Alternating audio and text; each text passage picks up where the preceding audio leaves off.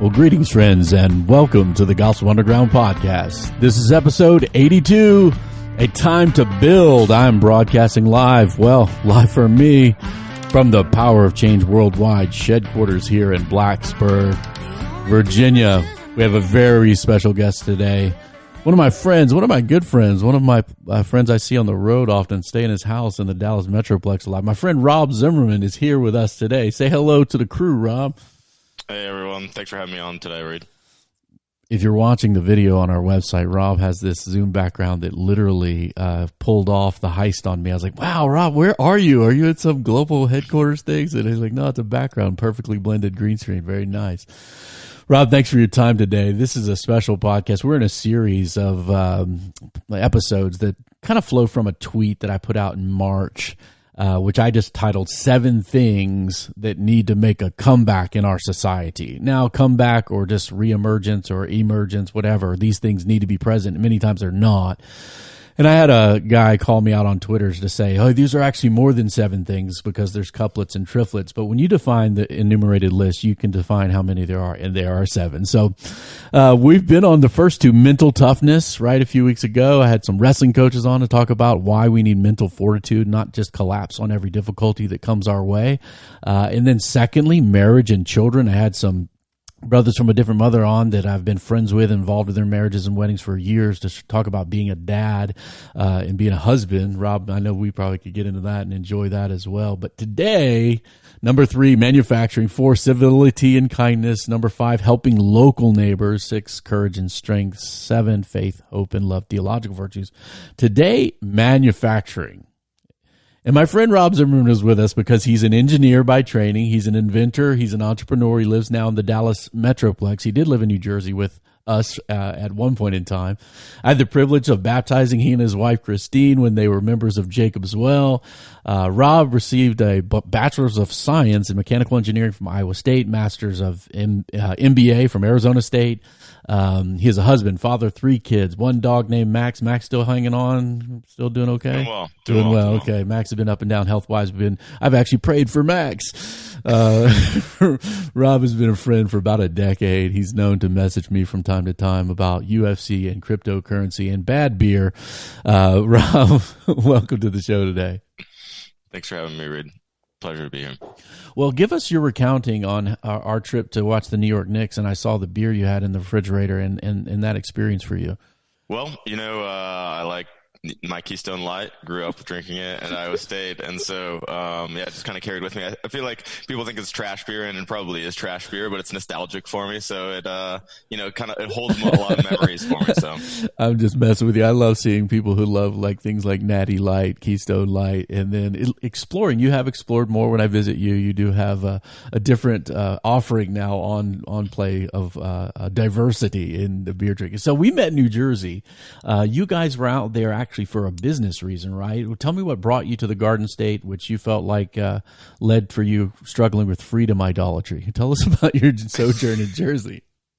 So New Jersey was a great trip for me. So when I graduated my MBA, the economy was basically in 2009, and obviously the recession that was at hand. And there was a company that picked up a failing company on the East Coast, and they were a filter manufacturing company. Like air filters, commercial air filters, overhoods yes, for restaurants and stuff. Yeah, filter the air of the restaurants, yeah.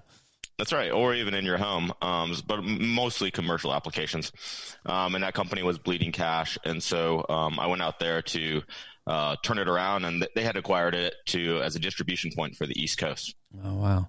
And I'm just going to tell everybody out there that Rob's not going to say this about himself, but Rob's a genius.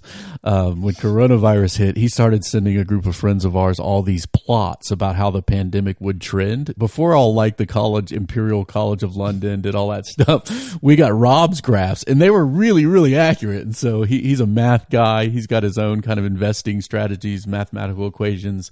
He did make us a little money by getting us into Bitcoin at a certain time, and I got out, but made a little money. So Rob's really smart. So you were doing like redoing their manufacturing in that plant in Jersey?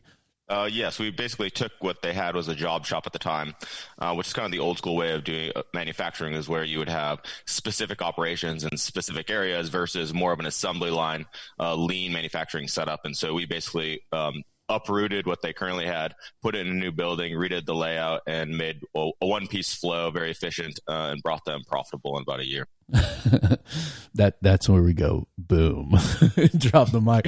Yeah, man. I'm always fascinated because some of you out there know my background is in applied computer science and physics, and so Rob and I, Rob began growing in his faith rapidly, and so we enjoy apologetics and looking at different kind of intellectual things. And then Rob's one of the guys that I actually like to ask him what he does, because I like to hear about math and graphs and doing cool stuff in business. And so Rob is a guy, when I thought about this episode, and you might be thinking out there, I get why we need to have mental toughness in our society. Maybe I get why, marriage and family needs to come back. And this is the gospel underground, right? Church and culture overlap in the borderlands. But why manufacturing? Well, I'm passionate about this. So it's one of my 7, because during the midst of the pandemic, the stuff that we make was really called into question. And so my wife and I remember we were watching the news, Rob, and it said, hey, we don't have enough masks because we don't make them. And there's no cotton swab. I think cotton swabs were done in Italy at the time, and Italy was burning down, basically. We don't have acetaminophen because that's not made here. And I just thought thinking, and I went to a chain of thoughts of like, well, if we don't make the stuff that we need when everybody's dying, isn't that a problem? And so I thought, man, we need to bring sexy back to manufacturing. Now, America manufactures still. Obviously, if you watch certain popular shows on TV and they always say, we're made in America, everyone's excited about that. But it's difficult, right? Rob, tell us a little bit about your background in manufacturing and some of your experience with offshoring, domestic manufacturing. So get a little bit of your background. Sure. So manufacturing has kind of always been a part of my life. My grandfather started an aluminum foundry manufacturing plant back in the day. So I grew up shoveling sand, working in molds, and kind of bauxite. Yeah. Yeah, exactly. And just grew up in manufacturing, like from a very early age, kind of the blue collar work. And it was really important for my grandfather that I was out on the floor and kind of learned the value of a dollar and how to work. And then from there I went to school, and then did a number of different internships across a number of different industries, which I think are kind of important today, and kind of saw policy decisions associated to those. And then when I really started to get into my career was when I started working in air filter manufacturing. And then from there went into Zodiac Aerospace, where we were building aircraft seats out in Texas. And so, manufacturing has kind of always been a part of my life, and it's been important to our family as well. Awesome.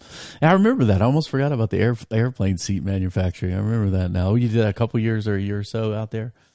Yeah, I was there for 3 years. And basically, we manufacture all the international flight seats. So if you've ever flown across an ocean, you've probably flown on a seat that came out of Gainesville, Texas. We have you to thank, Rob. Thank you for that.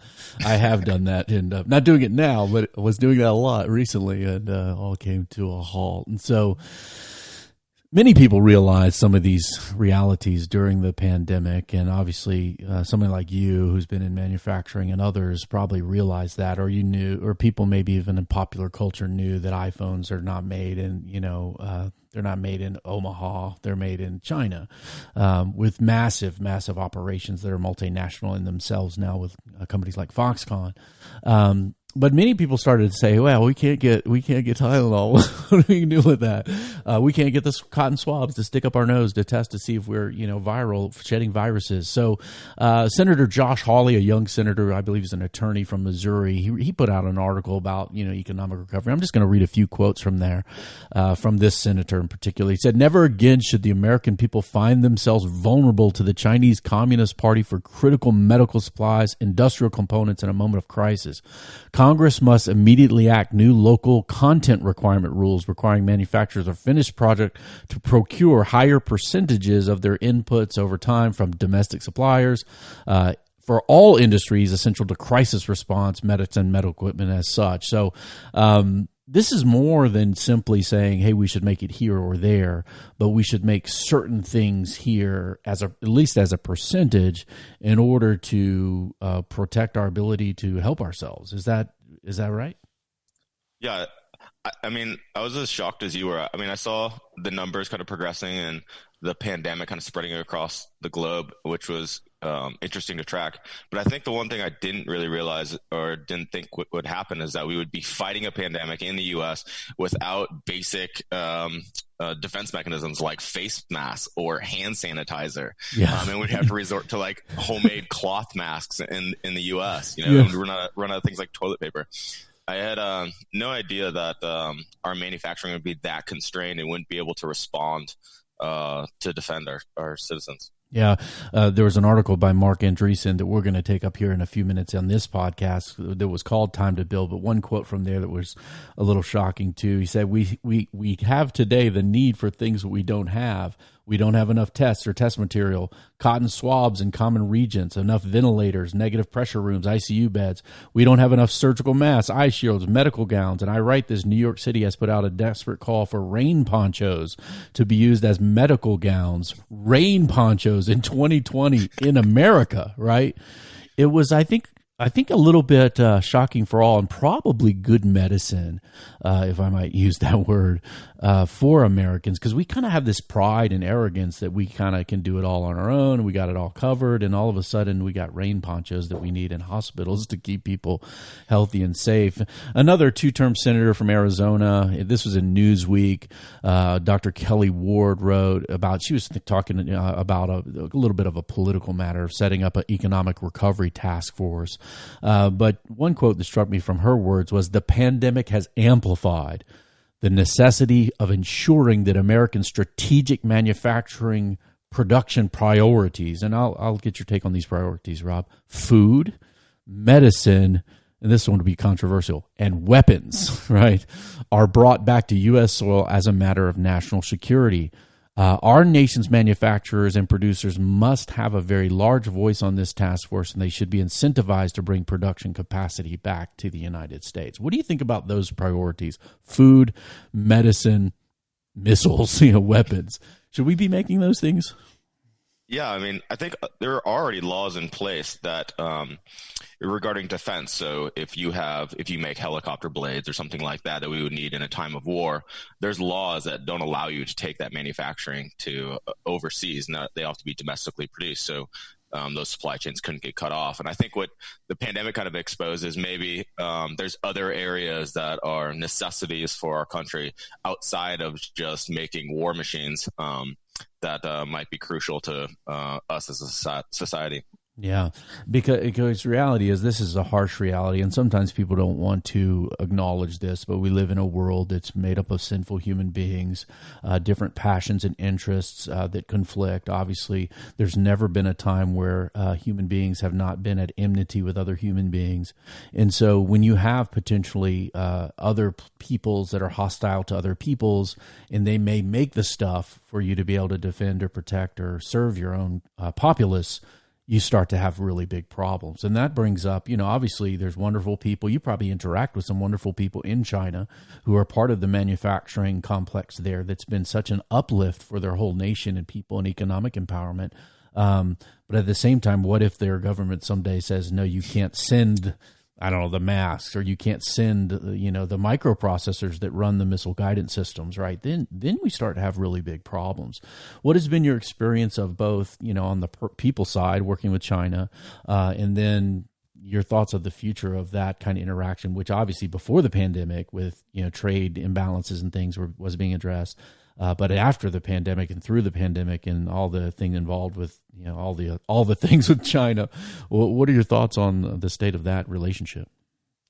My work in China was pretty interesting. So my basic role there was carbon copy a final assembly line that we had in Gainesville, Texas, for manufacturing aircraft seats, and put it outside the Airbus final assembly line in Tianjin, China. And my interaction with so basically something you had and in production here, you go and take a literally layout machinery, all the process flows, boom, put it there for an Airbus assembly. Exactly right. Yeah, okay. Yep. And it was important because China wants things made in China that are going into Chinese final assembly line. So in this case, Airbus final assembly line. I think one of the important things to separate is the Chinese government versus the Chinese people, because they're not one and the same. And wait, it's called the People's. Is it? No, I'm just kidding. Right. But I've traveled to a number of foreign countries, and China, I was treated like royalty. They're extremely serving people, extremely nice. I have some great friends that I made. In fact, last night we went and ate dinner at one of my friends that I had made in China, who I brought, or who's now still in the U.S., but we had dinner as a family together, and have made some really lasting friendships there. So the people of China are fantastic, and I pray for the people in places like Hong Kong that are actively fighting against the censorship and this regime. Yeah, a lot of them Christians as well, and there's a lot of connections with global Christianity through Hong Kong and then the growing and burgeoning, massively growing churches, both official and underground in Asia, and certainly in China as well. In terms of manufacturing, I think there's a good illustration. For me, at least, I follow the tech sector pretty closely, just mainly because I have a degree in computer science and I like gadgets.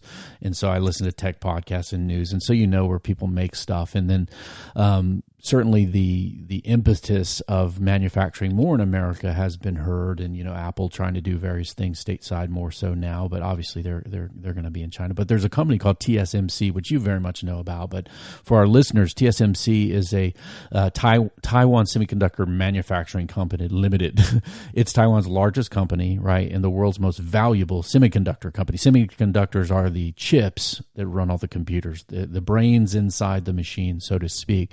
The interesting thing about this company, their largest customer is Apple. Apple Incorporated, designed in California, made somewhere else. Well, certainly TSMC is one of their largest customer. And then the second largest customer for TSMC is Huawei, which is a maker of phones. Some people know that, but also about telecommunications equipment. So the switches and routers and things that make like 5G networks affordable and possible. Well, Huawei's been the subject of many intelligence probes by our country, and the concern is that the company perhaps is compromised, or there may be proof, this is debated, that they could put these routers and then spy on packets coming through them for the government, and somehow that is a big problem. And so America has put the kibosh on Huawei, and we're not using their stuff, and so Google's not putting their apps on their phone anymore. It's a big deal. Well, they're the second largest company that TSMC builds microprocessors and chips for. So the interesting thing in the news is that TSMC has just announced recently they're going to build a $12 billion manufacturing plant in Arizona, right? Some oceanfront property there for them in Arizona. Now, this is being politically fought about now between China, Taiwan, and America. And it's kind of weird trinity of difficulty now, because manufacturing then becomes very political. And if you think about something like microchips, it's important because modern equipment and technology for medicine and healthcare. You got ventilators, probably going to have some control systems in it that have microprocessors, weapons certainly, and then food manufacturing as well. Everything, right, is used by these. So it's an interesting little microcosm of why we need to build stuff here, but everybody needs to build stuff in the world and competing for resources and trying to keep costs down. Rob, how is it as a business owner or an entrepreneur or trying to get something manufactured? Obviously, there are benefits from offshoring and things that necessarily need to be made here. What is that like being in your seat making those kinds of decisions? Yeah, so a little bit of insight of kind of what that looks like. When you're obviously trying to increase profit for your shareholders, you have some obvious and friends, variables. Hold on, let me pause you there. This is a basic tenet of free market capitalism, right? And a lot of people don't understand this. We even talked with our kids recently how some kids in their school thought the government has all the money. They literally said this kind of stuff. And we're like, oh my gosh, we're not educating people at all. The government doesn't have all the money. They have money that they take from the people. money and wealth and things are created when value is exchanged between other human beings. And so if somebody has shares in a company, they want that company to make money and create value and wealth for the company and for the shareholder. So keep going. Capitalism 101. Capitalism does not need to be evil, but we won't get political today. Keep going. Sure. So you have basically this decision. You could either pay a U.S. worker, which at the time when we were evaluating, doing cost analysis on this, was about $18 per hour, fully burdened for a U.S. Manufacturing worker, and then you would contrast this with Mexico at the time, which was $4 an hour, and this is probably, I don't know, 5 years ago now, so it may have changed slightly, but relatively speaking, I think we're still close. $6 an hour would be your fully burdened cost in China, and then $4 in Mexico. And so when you put those out, and the skill in manufacturing, everything's starting to be automated. So a lot of things regarding just loading test fixtures, there's not as much welding as you'd think, which kind of was the manufacturing of the past, where you really had to have a specific skill in an area. A lot of times now the machines have taken over that skill, and it's kind of because you're snapping together pieces that have really low tolerances. We're getting a little technical here, that don't require this kind of clumsy way of joining things, right? That's exactly right. And turnover. So, I mean, if you want to de-risk your business and you don't want to shut down your assembly line because you don't have John at the welding table today. And so there's definitely a risk aspect as well. And so what you're trying to do is you're trying to lean on automation and machines to be able to reliably do it the same way every single time. And so when you're sitting in the CFO's office and you're talking about, okay, how can we make this more efficient, even be more competitive in the marketplace? Maybe we're getting market shares being dropped from us because our seats are too expensive or whatever it may be.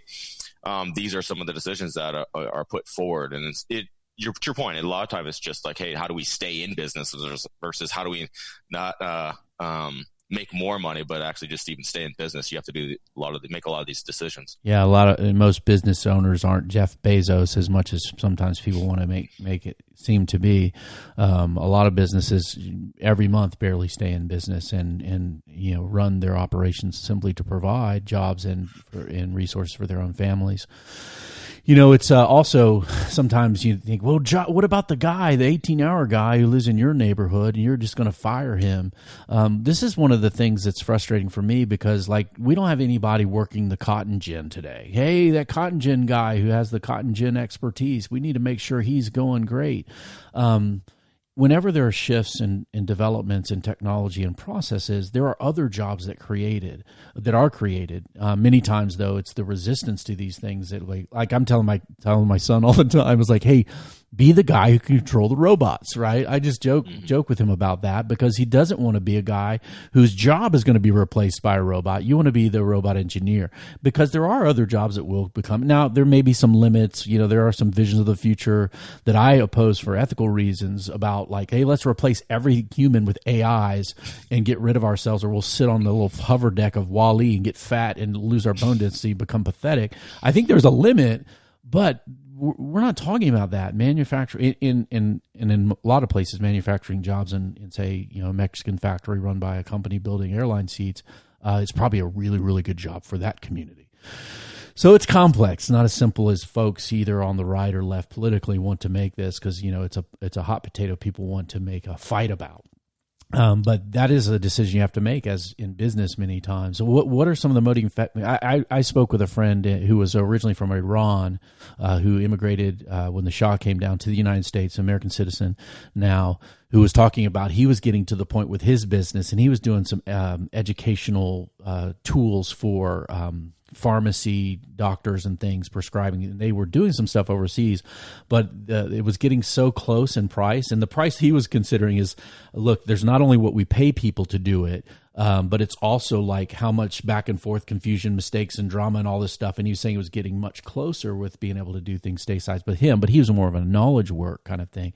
Describe all the things that go on to considering that beyond just wages that are paid. Yeah, sure. So complexity is definitely one of the major components. My grandfather always talks about you never want to be in the business of fence post tops. The idea. That's a life lesson from Granddad. Tell us about that. Fence post tops. fence post tops. Don't be in the business of fence post tops. But the idea is like basic commodities that are easily reproduced. So he uses that as an example of being the most simple part that you could mold and manufacture, and that was not what he wanted to be in business. And I think there are many things that are very complex, and those are the things that we kept in the U.S. And that we didn't move overseas. So complexity is definitely a major component when you're making those decisions. Yeah, anybody can make a little piece of wood to tap on the top of a fence post, but not everybody could design the operations at the farm, so to speak. Yeah. Well, hey, let's move to this article by Mark Andreessen. Now, Mark Andreessen, if you're not familiar out there, undergrounders, with his name, I want to tell you a little bit about him because this is really contemporaneous with my own life. I was in college in the 1990s, early mid-1990s, in an applied computer science degree. I started in physics, but switched about 3 years in when a physicist said, hey, you get a better job if you learn to code and design chips and stuff. And about 5 of us who were like, yeah, we're not trying to be physicists. And this guy had come from IBM back into the academy. And so he's like, unless you want to be a physicist, switch to this degree, learn about computers. And we did that. But during that time, we were all using the internet. But it was like Usenet user groups, which are basically like text-based chat groups on Unix. We were using email through text editors like Elm, Pine, and Pico. I don't know if you've ever seen this stuff, Rob, or you're probably always in graphical interfaces, but we logged in a command line to do the internet. And it was in this era where this undergraduate student, I believe he was an undergrad at the time, Mark Andreessen at the University of Illinois, Urbana-Champaign, basically created the first World Wide Web browser to take something called hypertext markup language, which is text, and then use it to structure and display pages on the web. Of course, we all take this for granted now. There was a little bit going on with like these proprietary systems like CompuServe, Prodigy Online Services, one that some of you still may know, America Online, with Stephen Case created that. It was crap, walled gardens of crap. And so Andreessen comes along and he creates this thing called the Mosaic web browser. And you'd have links and you could have pictures, and man, everybody was just super stoked. He created a company based on the technology that became the Netscape Navigator, which was one of the rapid stars in the tech industry, made tons of money before Microsoft crushed them. But now he's kind of an investor. He's co-founder and partner of a venture capitalist firm called Andreessen Horowitz, which has made investments in tiny little companies like Facebook, Groupon, Twitter, Airbnb, Pinterest, Zynga, Foursquare, Stripe, Coinbase, Rob, you taught me about Coinbase. That's where you buy your Litecoin and your Bitcoins. Mark Andreessen, right? A hero to the tech world and now probably an enemy to communists. He wrote an article during the pandemic. I read a quote from it earlier called "It's Time to Build." And it was kind of like this throwing down a gauntlet during the pandemic when he's meditating on ponchos for wearing in hospitals in New York City to challenge a rally, both all portions of our culture. And he does specifically challenge people on the politically left and the right about building stuff and how that's kind of built into who we are as America. I know you read this article, Rob. What were some of your thoughts when you read this kind of gauntlet drop down? It's not long. You guys can read it. We'll put it in the show notes. What did you think, Rob, reading Andreessen? I think, I highly respect Mark. I think he's absolutely brilliant. And the piece he wrote is well worth reading if you haven't read it. But he poses some problems regarding, okay, why aren't we building? Is it because of regulatory capture? Is it because of desire to build? Is there a desire problem, or a money problem? And I think, the idea that there's a desire problem, I don't think that that's the case. I mean, people are very ambitious and, constantly striving to get better. So I really don't think there's a desire problem. And then when you look at is there a money problem?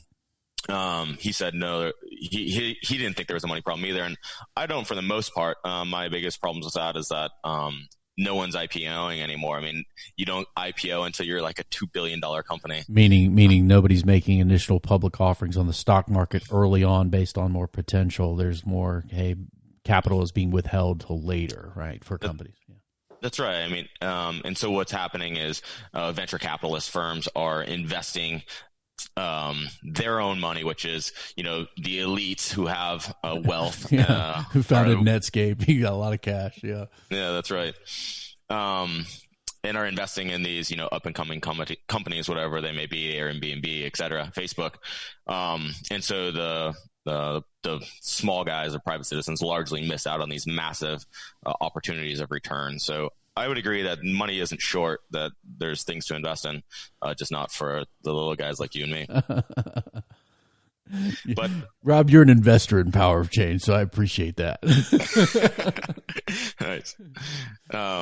But he points out some other problems like regulatory capture, which I think is this idea of crony capitalism where laws are put forth to protect the embedded interests of different companies, which is definitely the case. We see this in cases like Tesla, where here in the state of Texas, you can't buy a car directly from Texas. You actually have to do the transaction in a different state and then import the car in and kind of do some crazy roundabouts. So there's definitely all these to satisfy California. Yeah, that's right. Yeah. Well, this is interesting because both parties have kind of emphasized there needs to be some campaign finance or lobbying reform or these crony capitalist stuff where it's like everyone's interest is getting, it's like when you do a mortgage, right? Everybody gets a little money off of the deal, right? And I kind of, my mom works closing mortgages, so I kind of like she gets some money off the deal. But this is bigger, right? When you have a large manufacturing car company and you have this kind of nonsense going on, where this kind of the system and everybody kind of take care of things along the way kind of messes up kind of the ability to build things. Yeah, I think laws in general can have great intent, but they have largely a lot of unintended consequences that can be frustrating for a lot of different people and even citizens. So I'll give you a quick example. When I worked at Zodiac Aerospace, we obviously put these nice little displays in the back of your headrests, and they're actually like the TVs, right? The TVs to keep watching movies overseas, over the Atlantic. That's right. But it turns out there's only 2 suppliers that can actually do that because they're FAA certified. And so this small TV that should cost no more than $100 actually costs $10,000 to put in. So if you have if you had an employee drop one of those on the floor, which happens, of course, those things are $10,000. And so that's kind of an obvious way where laws artificially inflate prices because of artificial monopolies. Oh man, I didn't know that. And those screens aren't that good. You could probably find one in Walmart to put on the back of your minivan thing for $50. It's way better than the screen. And it's okay, now I'm pissed off. So another quote from Andreessen that really, he was trying to make the case, and obviously he's writing this to the kind of the American public or the at-large reader, and so he's using common examples, right, of things that people would understand. And he says, you see this lack of building in housing in the physical footprint of our cities. We can't build nearly enough housing in our cities with surging economic potential, which results in crazy skyrocketing house prices in places like San Francisco, making it nearly possible for regular people to move in and take the jobs of the future. And this is what's shocking to me. He said, we also can't build the cities themselves anymore. When the producer of HBO's Westworld wanted to portray the American city of the future, they didn't film in Seattle or Los Angeles or Austin. I've seen the roads in Austin. They went to Singapore. We should have gleaming skyscrapers and spectacular living environments in all of our best cities at every level, way beyond what we have now. Where are they? And that's crazy. Like, hey, let's make an American futuristic city in this kind of artificial intelligence kind of robot war TV show, and we can't do that. So the American city of the future is actually in Asia. It's in Singapore, which is fantastic cities that we see being built.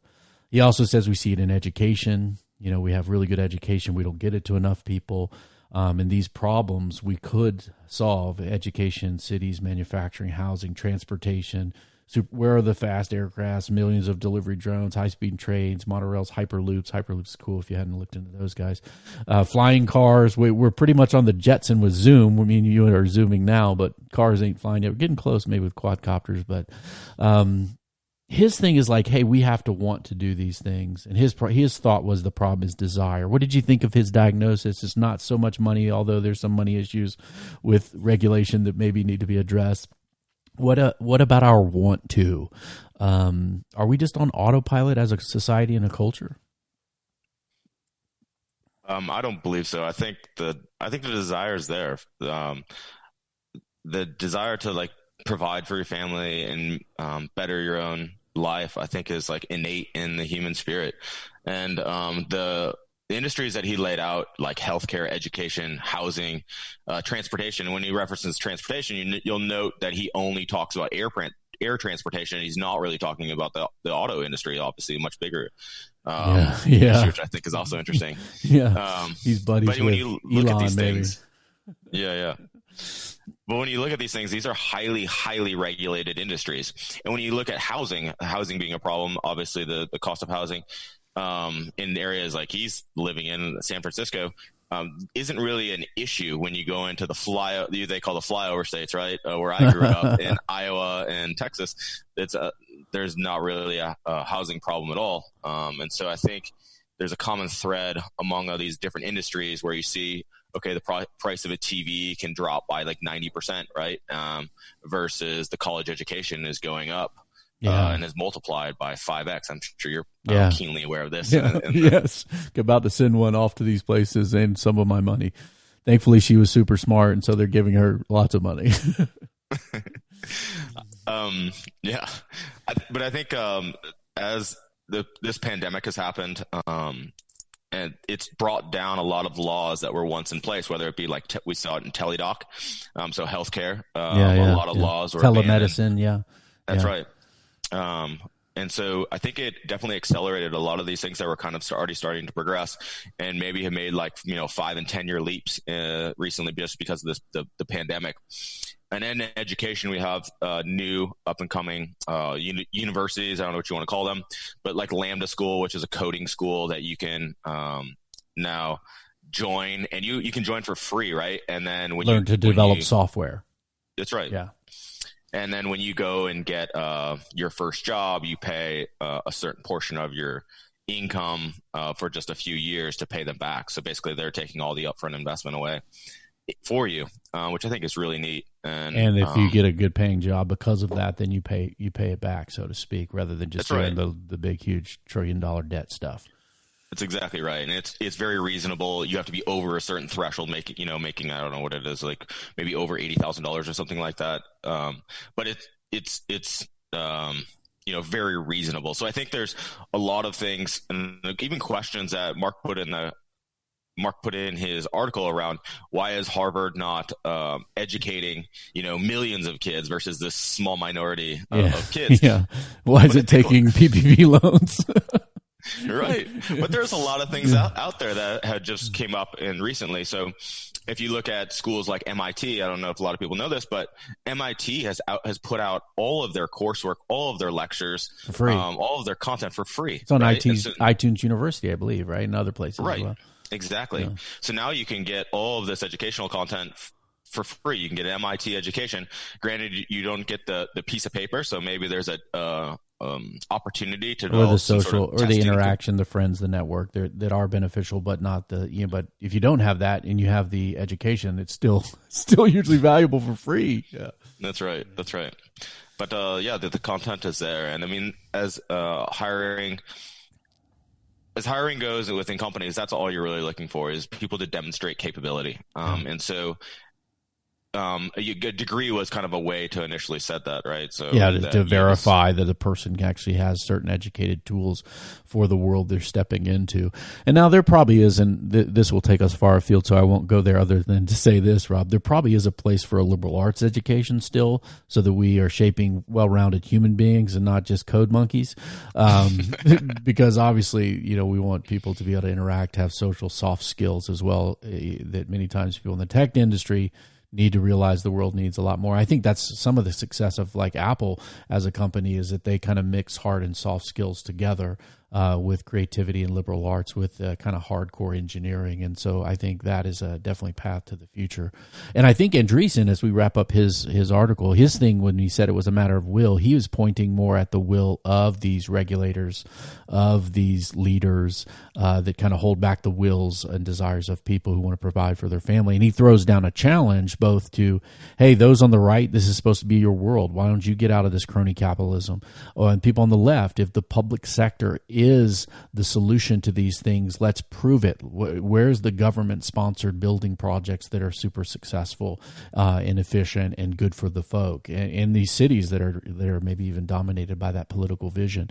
Hey, let's do it on the left and right instead of just kind of keeping this on coast where everything degrades. And certainly, one of the things that, engineering and politics comes together with a lot of people talking about infrastructure, which I think may be an area where building may happen again, where we fix the bridges from collapsing and maybe start building things together. I think the political, and I told you, right, hey, we don't want to get too political, but I think the political divide is exacerbated right now because the soft skills on both sides, kindness, civility, which we're going here in one of these episodes, has been lost. I need to get a politician on here who will talk and advocate for kindness and civility in our public discourse. But as we close, why does this matter biblically? Why, Reid, do you have this? Why are we talking process engineering and policy and manufacturing on the Gospel Underground? Well, here's the thing. The biblical vision of life has this mandate upon human beings, and part of the image of God, even in our worldview, is that we're going to make stuff. We are responsible stewards of this world and its natural resources, and that both gives emphasis for utilizing them for the good and flourishing of humanity and the glory of God, but also not just raping and pillaging the world and destruction. And so this text, I think, both the capitalists and the environmentalists ought to meet over tea. This is in Genesis 1. God said, let us make man in our image after our likeness. And this is the Hebrew word Adam. It's not just a singular masculine. It is a human being solidarity word. Let us make these human beings. Let them have dominion. That's a rule of stewardship over the fish of the sea, the birds of the air, and the livestock, and all over things on the earth that creep on the earth. So God created man in his own image. In the image of God, he created him, male and female. He created them, and God blessed them and said, be fruitful and multiply, fill the earth and subdue it, and have dominion over the fish of the sea and the birds and the heavens and over every living thing that moves on the earth. And so quite literally, and theologians have debated this, Rob, for hundreds of years of what it means to be image of God, some located in kind of our metaphysical or ontological capacities, emotion, intellect, will. Certain Christian philosophers still do that today. Others have located in this complementary male and female in community doing something, and others have located it functionally, the job that we've been given to do to represent God on the earth. And I when I heard that in theology school, I was like, well, why do we make these three things disagree? You have to have emotions, intellect, and will. It's kind of the job requirements to do the job, and we certainly do it together as male and female families and communities going forward. So some theologians call this the creation or cultural mandate, that God didn't want simply, to leave the earth as it is and not do anything with it, but to use our gifts and abilities as image of God to do good to one another and bless the world and bring it under control. Subdue, sometimes people think, or dominion, they think these are dominating terms, but they're really like, hey, take care of the house kind of words that we have been charged with. So certainly the cultural mandate means that industry and business, even if you're just hardcore, don't want any of that, you just want to farm in your backyard, you're going to have to weed that garden, grow those tomatoes, you're going to fight with bugs, you're going to fight the creeping things in order to do your dominion well. And then secondly, not only the mandate that we have from God, the duty of government, right? The state has a purpose in our collective joining together. Now, what that purpose is, right? There you get your political parties and your fighting and all that, but at least it's for the protection of its citizen, the enforcing of ethics and justice and right and wrong, right? This comes from Romans 13, where the state bears the sword. That means the enforcement, or the tanks or the missiles or whatever it is, or the jails, right? The state can put you in jail, and we should be doing good in the world. If not, there should be justice. And that's why when there's injustice, there's such frustration and anger, because the state's not doing his job. And if the state has this mandate to protect and serve the public good, we certainly have to manufacture the things that would make that possible, right? Like being able to have swabs up your nose, or if somebody's pointing missiles at us, a missile defense system that has microchips that we can at least we can be assured of don't have bugs in them that are going to create a traumatic problem when we go to protect people. Finally, not only the creation mandate, but the duty of government requires us to care about this, but also loving God and loving our neighbors. This is the great commandment. This is in Matthew 22 version. But the Pharisees heard that Jesus had silenced the Sadducees. They gathered together, and one of them, a lawyer, don't let that throw you off, asked him a question to test him. Teacher, which is the greatest commandment in the law? And he said to him, you shall love the Lord your God with all your heart, with all your soul, and with all your mind. This is the great and first commandment. And a second is like it. You shall love your neighbor and as yourself. And on these two commandments depend all the law and the prophets. And so God has given us, right, this ability to love him. And I take this to mean, in other passages, to love him with everything we are, like all our faculties, right? There's a way we love God with our bodies by using it in a certain way, not to kill and destroy or mess it up and mix things wrongly. We love God with our emotions. Some people are more emotional than others. There's a spectrum, but we're not robots yet. We love God with our minds. There's an intellectual, and guys like you and me who like to read apologetics and things, we love to love God with our minds, to think about his truth and his beauty in creation. That's why people do science. Many of the people in the European scientific revolution that created the modern world wanted to think God's thoughts after him and look at the creation of the artist, to know the artist well and to love God. So doing things, building things is part of who we are. And we can build housing that's better for people. We can build systems that heat our homes. It's better for the environment. We should do that and do that well. And that requires us to manufacture. Rob, any closing thoughts before we wrap up here today? Thanks so much, man, for being with me. Yeah, no problem. Thanks for having me. I think I'll end with something that you alluded to is love. And Ravi Zacharias, obviously, his passing. And I think one of the best quotes that I read that really stays with me is love is the greatest apologetic. And then the need for that in our society today. And I think that's so, so important. And that's how I'm going to kind of remember Ravi. Amen. Amen. And to be honest, Rob, I hope, you always have to examine your own motives. I hope these 7 things are motivated by love. That's why we're going to end with the theological verse of faith, hope, and love. So if you want to be mentally tough, it's not just so you can be a tough guy, it's so you can show up when your family needs you and when your business needs you and not collapse under the difficulties of life because you trust God, who is the ultimate strong one. And certainly to be married, you have to love in every way, not just the romantic way. You have to submit yourself to the good of another and kids and families. And certainly, Rob, thank you for manufacturing things. I hope to get your new invention sometime in the marketplace to put in my air filter deal. Tell us can you tell us a little bit about your new company, or is that okay? Yeah, sure. I'm happy to describe it. So it's called the Monarch Air Filter. And the basic premise about it is it has a permanent frame, which allows the media to be shipped to you at a much cheaper cost. And what Rob means by that is that when you stick an air filter in your air filter, it has all this cardboard around it and all this stuff.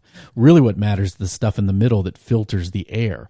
But the shipping costs and all the cost to you is all that cardboard stuff. He's saying, I'm making that a permanent metal frame, which will make it more efficient. You keep that, and then you just ship us these little inserts, or you buy them at Lowe's, hopefully someday, or wherever your plans are. Keep going. Sorry. Yeah, no, that's absolutely correct. The idea is to make clean air, good quality clean air, affordable for every family. So currently these air filters will cost like $30, and we're looking to drop that by 2/3 the price. So I think there's a dramatic revolution that's going to happen here in the near future, and hopefully patents hold up. But nevertheless, I think it'll provide a great service to the rest of society, and all the homes in the future will have virus-free air. Yeah. The MERV level is going to be virus. Man, you got to sell that. Your wife is going to do a good job selling that. BusinessTrophyAir.com, the Monarch Air Filter. Hopefully, you'll be able to get that wherever you get things like that online here soon. Patent pending, is that right? You said, or patents get granted already? Patent pending. Get your lawyers, because there are sinners who will try to rip you off, but defend your patent and sell them. I'm going to buy one for sure when those come back and are available. I actually got to see a prototype on your kitchen table, which was a wonderful blessing for me when I was with you there in Dallas. Can't wait to see you again, maybe this fall. I'm supposed to be back in Dallas. Thank you for joining us, Rob, on The Gospel Underground. The Gospel Underground is a joint production of Power of Change and the Bonhoeffer House. Review us on iTunes. Rob, you need to go review us. Give us 5 stars. Write a paragraph. Send your comments, feedback, or questions that you might want us to take up here on the Underground to info@gospelunderground.org. We are a dialogue taking place in the borderlands between the church and culture, where we make stuff, all of us. Thanks, Rob, for joining us today. Peace. Thanks so much, Reid.